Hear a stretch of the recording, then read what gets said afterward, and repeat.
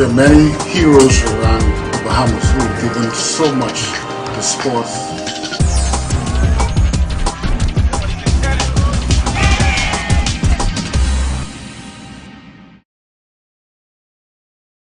My name is Robert Butler, Vice President of the Bahamas Taekwondo Federation. And Taekwondo, from what I understand, started somewhere back in the late 70s, as far as I know it. There was a gentleman here, I think, could be wrong, from Jamaica. He had a number of students. He left or died, not sure. Students took over. However, that didn't last. Then I went off to college, started doing it in college. There were still a few fellows still training, if you want to say hiding, as they were training. Not many people were training with them. I came back. There was a Brazilian gentleman that came here as a doctor. He stayed here for a couple of years, training a few students here. They had actually quite interesting following at the time. There were probably 10 to 15 full-time Taekwondo enthusiasts, practitioners. Unfortunately, he left. He and his family left. I came back. I practiced with them for a little while. Then I left again. Came back in 2000. There was another lady from Australia living here, along with Ted Williams, the now current president of Taekwondo. And then they opened up a school. So I came home. I went in with them to help out. A couple years later, she left. Ted took it over. A few things here and there caused the schools to fail. Couldn't keep the student enrollment, et cetera, costs, whatever, what have you. So I opened up a school 4 years ago out in the industrial park. That didn't do so well. Not enough foot traffic, not enough people knowing where we were. So I moved from there, moved into the town center mall about a month ago. So that's now where the Badojang School of Taekwondo is. Badojang is an affiliate of the Bahamas Taekwondo Federation. So that's basically the gist of Taekwondo here in Nassau. What competitions have you been to? Competitions I've been to, I've qualified for the U.S. Nationals. I was first place in Vermont States, first place in New Hampshire States when I was living in the U.S., first place in Florida. I used to fight a lot when I lived in the United States.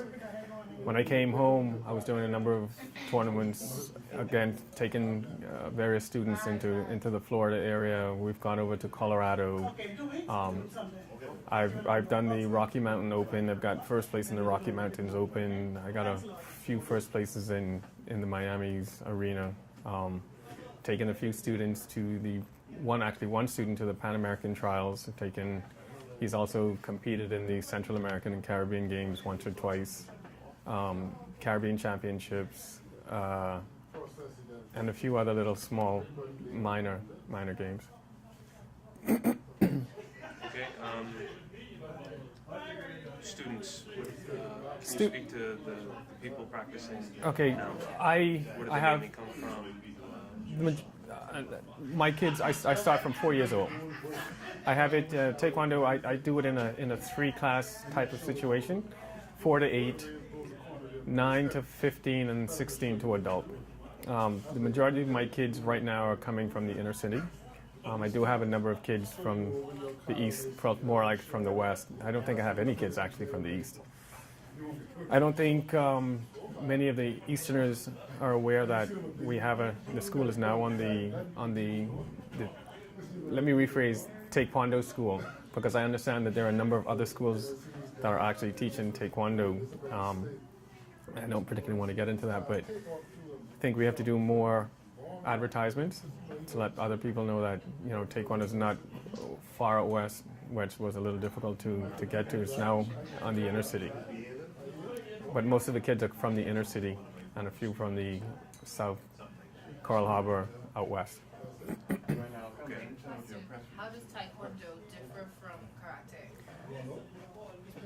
Interesting question. It's very similar, very much the same, but not at all. Our fighting styles are different.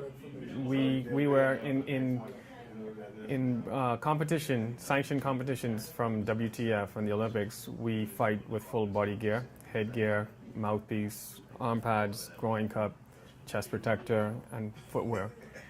Our fighting is non-stop. It's continuous. Karate is point, stop, point, stop.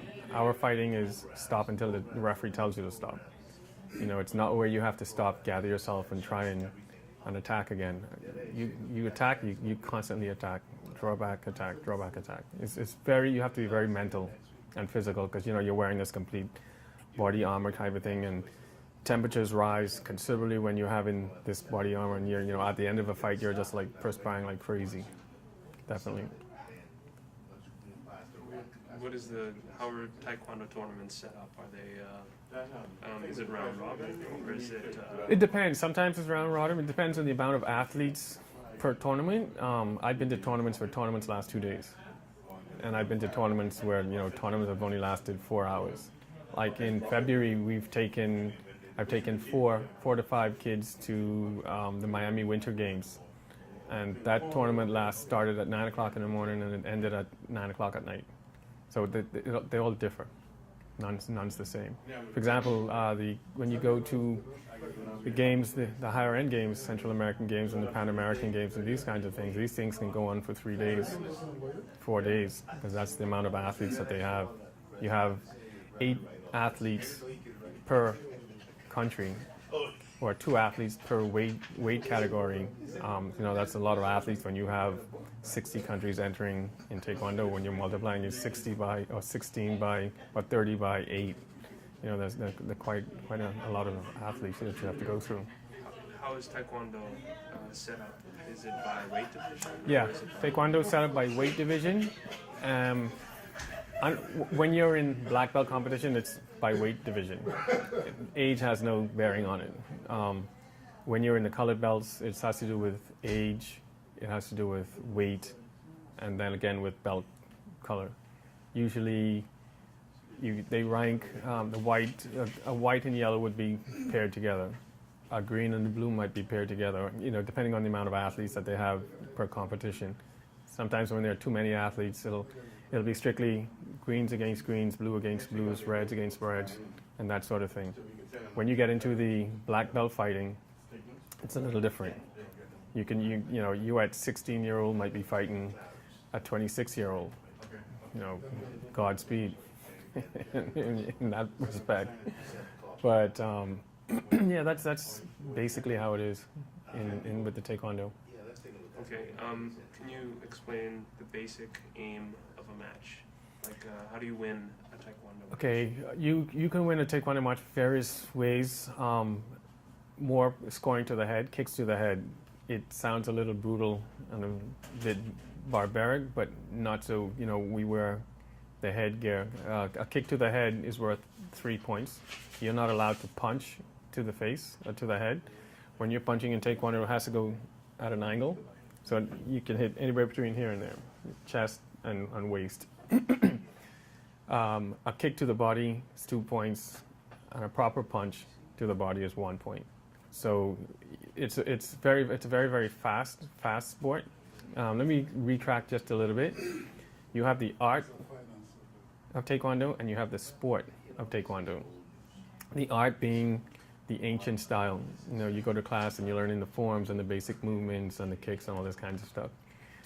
With the sport, it's extremely scientific, and you have to be very physically fit, very fast, and very mentally fit. When you train the sport Taekwondo, everything is just, you know, kick. You're kicking for 6 hours straight, thousands and thousands of kicks. So you have to develop these muscles in order to, and the power to, you know, to set these kicks off. So, Olympic style Taekwondo is not your traditional Taekwondo. That's the sport aspect of the art of Taekwondo. Okay. Is there anything you would like to say to people thinking about joining Taekwondo? Yes. Putting their kids in Taekwondo? Parents, let kids do martial arts, gymnastics. You would find that your kids would do better in school. To never take away sports from academics. They go hand in hand together. And the Bahamas Taekwondo's Federation, the Badojang School of Taekwondo, is located at Town Center Mall, Mondays, Tuesdays, and Thursdays between 4 and 8 o'clock. How can they contact you? They can contact me on Facebook or butler.robertm@gmail.com. Telephone number 359-3683. Okay, wonderful. Thank you much. Thank you.